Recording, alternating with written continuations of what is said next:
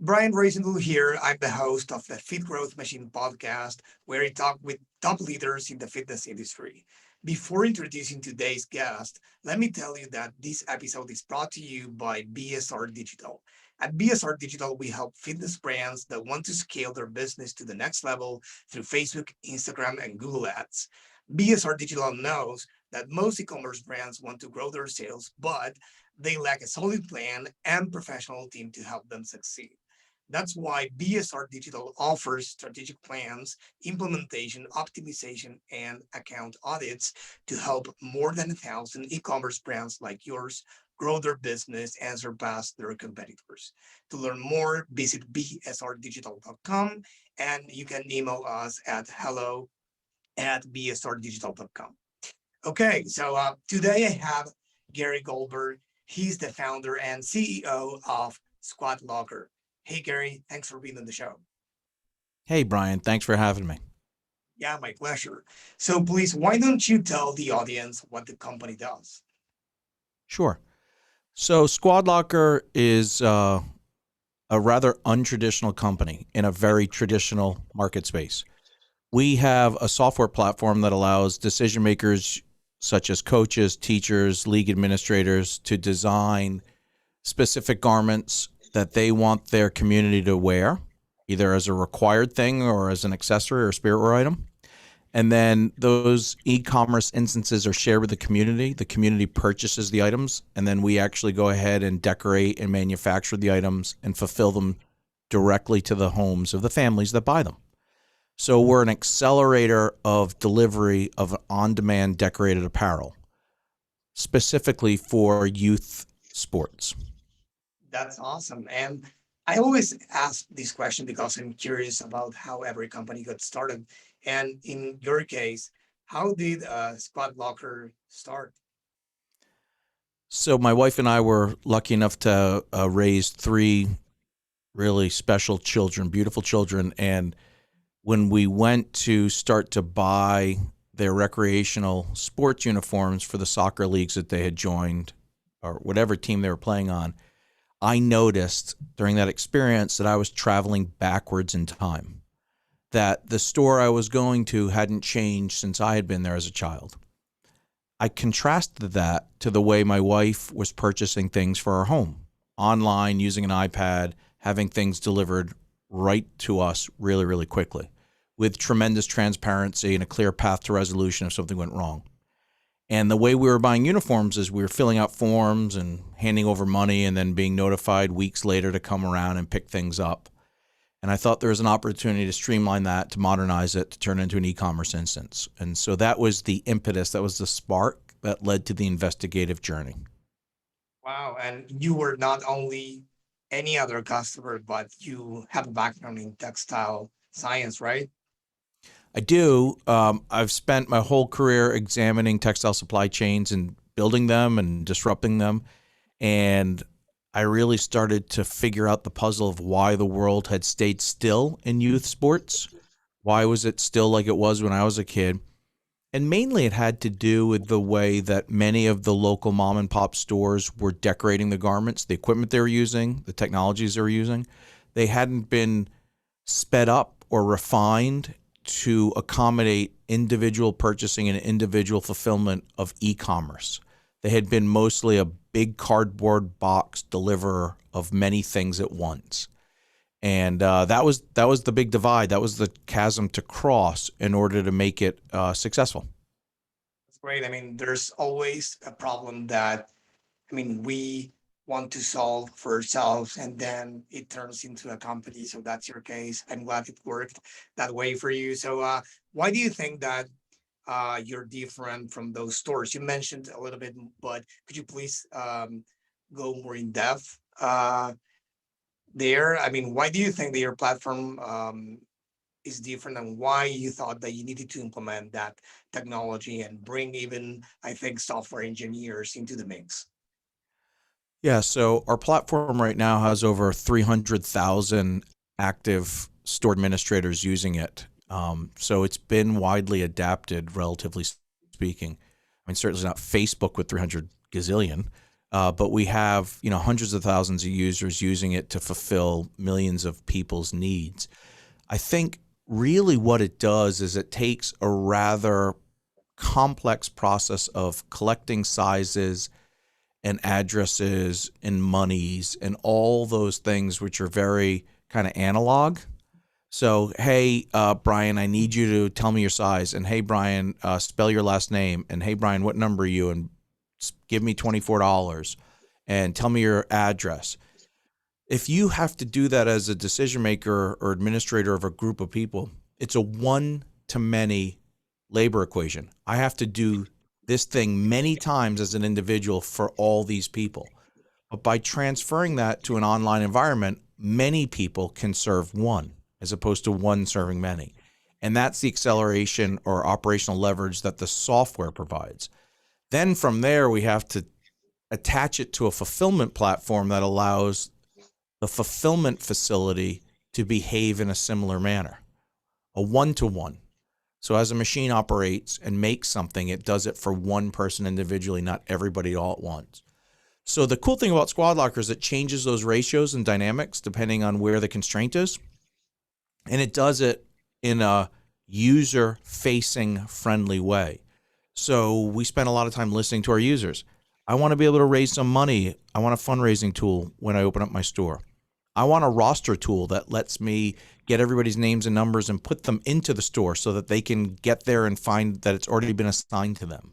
I want a communication tool that allows me to tell everybody the store's open and that they can shop. And so lots of cool features through many cycles of listening and customer feedback to continue to invest in shape and software design to make things easier and better for the people that help kids. That's great. I mean, uh, I just recorded another interview, and they said that one of their priorities is customer support, customer service, and satisfaction. And it's in line with what you're saying. Listening to your customers, it's, I think, underrated. And I think it's one of the most valuable things because in a non-personalized world or experience as it is buying online versus physically, with this touch of personalization and listening to them and giving them what they want, right? That's what this is all about. That's what not so many companies are doing, and those who are doing it are thriving. So that's a key thing to do. So how do you listen to what they want? Do you do surveys? Do you call them to after they buy, or they just reach out to you? So we do a bunch of things. First, yes, we do surveys. Yes, they tell us what they want vocally. Uh, Customers typically aren't shy about what they want and what they need. You just got to create a channel for them to express themselves in. I think the most interesting thing that we do above user groups and surveys and interviews is we take the time to make ourselves available as a company when the customers need us. And so most of the administrators of group activities that kids do have other jobs. So if I'm a teacher, I teach in a classroom all day. If I'm a coach, I may teach in a classroom all day. If I'm a parent volunteer, I may be a dentist. I may be a cook. So when is it that I have time to address the sweatshirts or the uniforms that I need to do? It's typically at night and on the weekends. So the very first thing we realized was customer service for us is not going to be a 9 to 5 job. It's actually like an 8 in the morning till 11 o'clock at night job, and it's 7 days a week. So we actually shaped our customer experience. We call it customer experience at Squad Locker because the experience is broad from the first time we touch you to the last time we touch you. The whole thing is an experience. But we made it a conscious decision to make it available where you need us, not where we want you to be. And so that was one of the first instincts that we had about our relationship with our customers, our users, and how we had to serve them. That's great. And reading between lines of what you're saying, most businesses focus on their offer, whatever product or service they offer, but they don't think so much about the before, the instant right before they engage with you and the instant right after. And in this case, that's probably one of the keys to your success. It's that you thought about, hey, they want to do the whatever the uniforms or whatever with us. But hey, the process is probably super complicated, long. They need to fill in forms for many individuals, ask their sizes and many other things. And probably it's not related to you. It's not your fault, right? It's a natural part of the process, and it has always been like that. But he thought about that special thing that bothers them, and it's probably a headache for them. And you try to solve that as well. And that's probably one of the objections that potential customers have and say, "Oh, I would love to buy from you, but hey," or "I would love to go on a diet, but I don't want to do it. I don't want to buy the food. I don't want to." And I recently read a book by Alex Ramosi called the 100 million, 100 million offer or something like that. And it's great. Actually, it's not the first time I read a concept like that, like all the full offer, but it resonated, and I found the link to what you just said, that you actually thought about the after and the before, and not only about your product or service.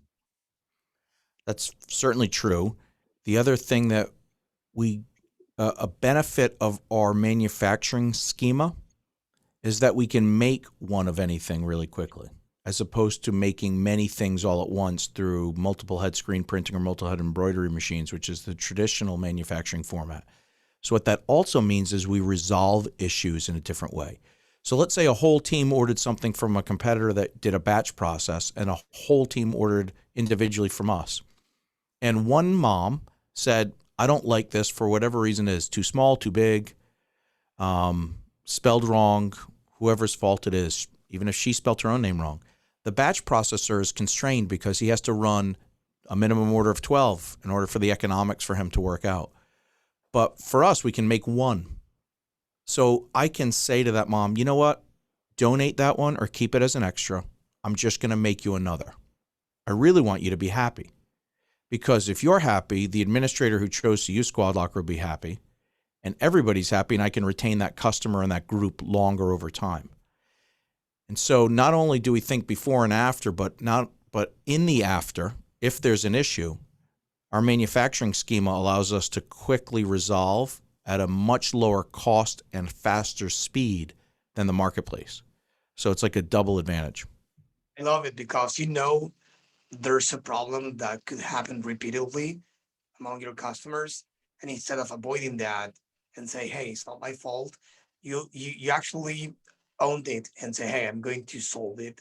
To and uh, That's probably really interesting, not only from the point of view you already mentioned, but also because it is said that your best next customers are your existing ones, right? So they are for sure a loyal customer. They are talking about that experience that it's uncommon, right?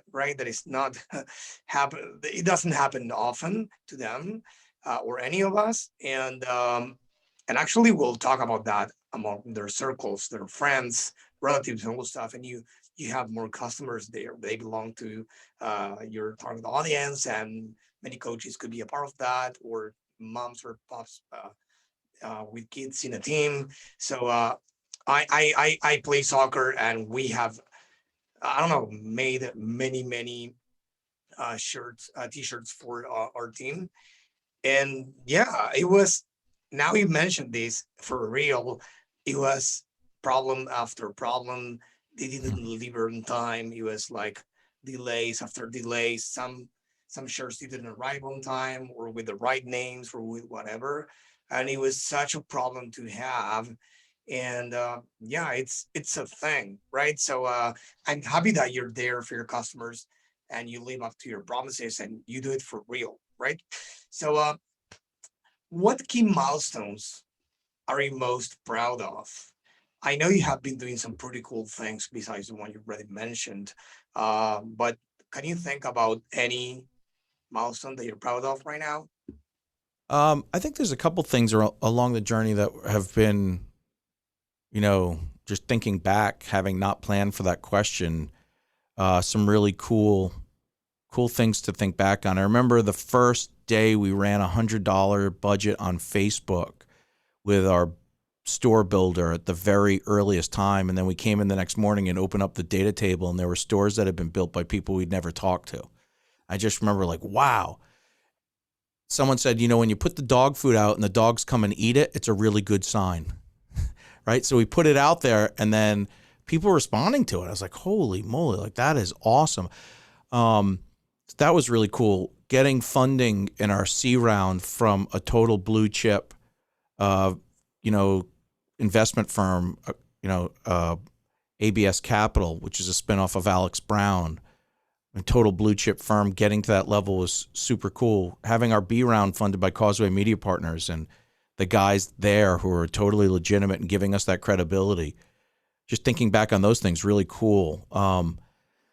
Having employee cookouts where you knew everybody was really into the company and enjoying themselves, like those are really cool milestones too, to see that you're building a community where people are working hard at a common thing, customer satisfaction, but also enjoying each other's company. So, I mean, there's been way more highlights than there have been downlights, so to speak. Oh, that's awesome. I can imagine when you mentioned the store builder milestone, what you must have felt when you woke up that morning.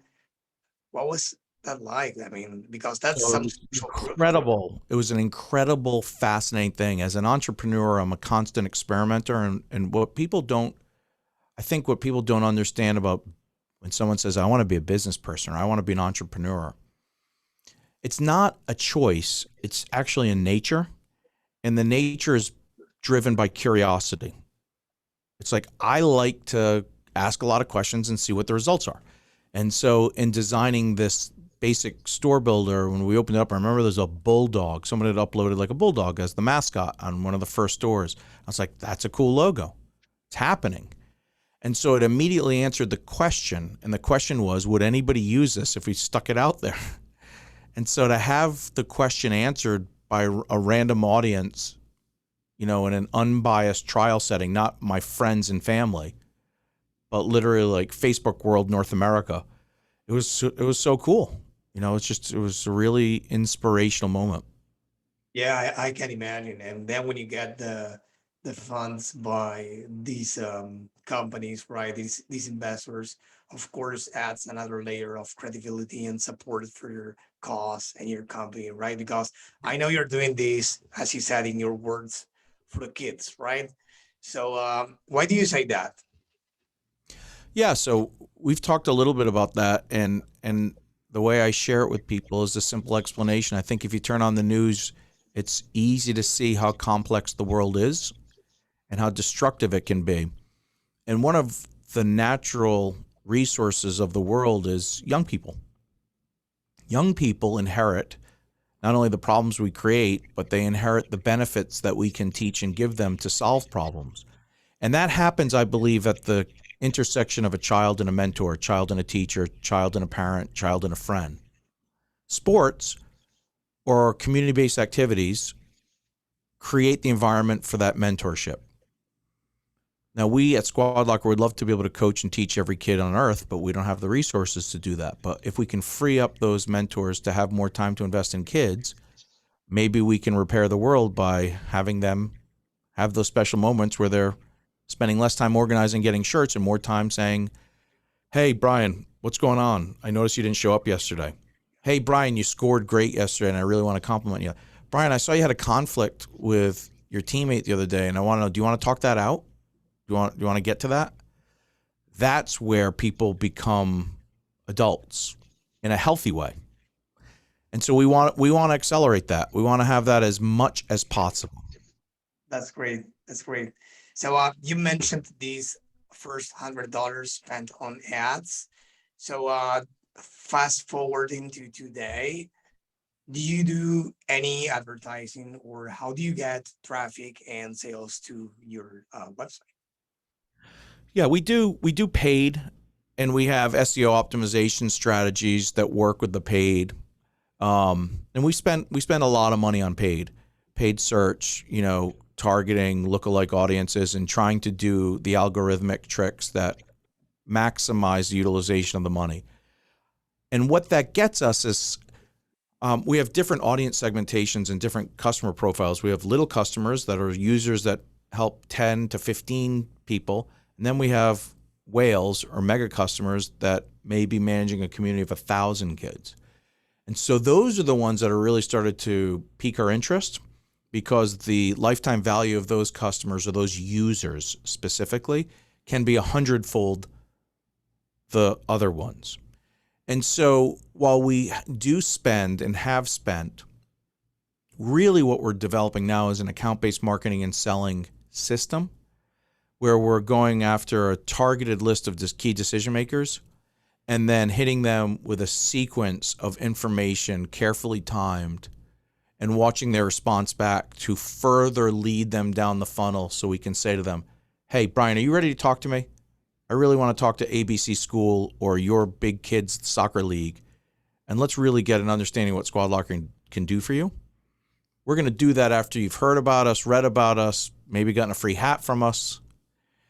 And so we're transitioning or complementing our broad-based, small minnow attraction methodology to be also complemented by an account-based marketing and selling whale attack strategy. So it's complicated. It's a big, messy mix of stuff, and it takes a lot of marketing technology and sales discipline and acumen. There's a lot of MarTech, sales tech in there. But we're growing. We're growing, 60, 70% year over year for the last 5 years. Wow, that's amazing. Congrats. Yeah. Yeah, so I mean, so you mentioned that, of course, you come from this textile science background, and now you're mentioning sales, marketing, advertising, and many other things. So what is it like for you, or what was it like to transition from the technical aspect of being a textile scientist to a business owners with a lot of needs besides the technical aspect, right? Yeah. So as the company scales, my role becomes narrower and narrower on what I can or should be doing. And so at the very beginning, I'm everything from the cook and the bottle washer to the CEO.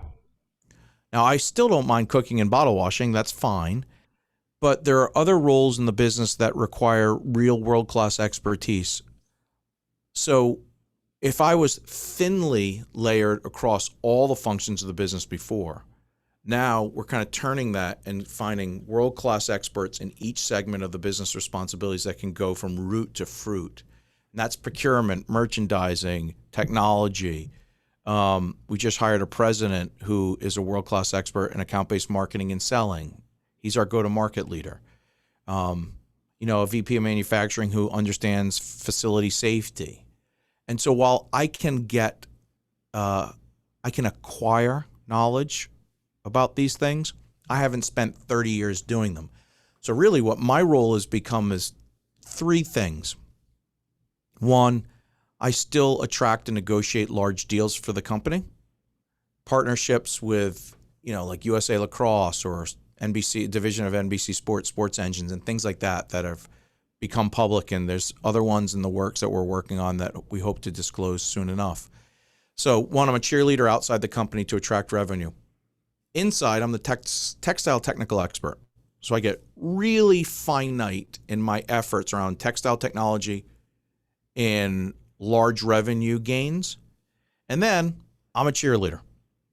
So I get to play cheerleader for everybody in the organization. So I can be a resource if someone's having a bad day and they want to talk to somebody. If a group comes up to me and says, we want this, we need to do this, we need these resources, I can listen carefully and say, that sounds like something we should be investing in. Let me move those barriers for you. Let's do it quickly. So I'm,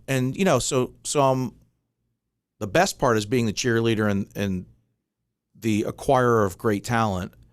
I love textile technology and I like selling, and everything else I've recognized that I'm pretty lousy at, right? I'm not good at any of the other things. And so as I've matured, I've come to understand that if I surround myself with giants on these other areas, right, I can sit on their shoulders, right? I just want to sit on the shoulders of these giants and then let the work happen. That's Yeah, kind I of mean, how I've taken things on. that's awesome. Thanks for sharing that. And yeah, you're right. As you grow, you need to hire the right people to lead you in the right direction. And you, of course, need to do your CEO thing, it's pretty important. But if you don't have those pillars, those important people and key roles in each area, probably is going to fall apart. So that's pretty important to hire the right people and the right team. It's amazing. And yeah, before we wrap up, do you want to share any exciting plans they have for Q4? It's, I don't know for your industry, but it's a very competitive and commercial period of the year. But I don't know for schools or teams, probably they are more of wrapping up, or probably they're thinking of the next year, in this case, 2022. But what's Q4 like for your company? Yeah, Q4 is really cool because, holiday shopping is still a big and important thing for us at Q4. And this is a very strange year. All industries in the United States have had a difficult time maintaining and acquiring labor. Supply chains of raw materials are the worst they've ever been. Yet we know our customers want to shop and will shop. So for us, this may be the most complex puzzle to solve in all of our supply chain and fulfillment challenges that we've had since the beginning of the business. We've planned around it. We've bought inventory. We've tried to get ahead of it. We're going to start promoting earlier than normal to try and pull forward the demand so that we can do a better job delivering before holiday comes. So, I mean, Q4 is going to be exciting as all get out. We're expecting, another quarter of significant growth. Everything is pointing towards that. So, you know, after that, it's in God's hands. We've done what we can, hopefully, by that time. That's great. Is there anything I didn't ask you that you would like to share with the audience? Um, Not that I can think of. I mean, couple things. One, if you're looking for a career and you're interested in our company, visit squadlocker.com/careers and see what jobs we have open. We'd be blessed to have anybody who's interested in working for us that has talent. We want to know about you. And if you want to reach out to me, feel free. I'm on LinkedIn, Gary Goldberg at Squad Locker. You can connect me with LinkedIn or listen to my podcast On the Whistle, which is available where I interview mentors about how they affect children's lives. Wow, that's great. We'll make sure to put those links in the show notes. Gary, thanks for being on the show. You've been amazing. Thanks, Brian. Take care, buddy.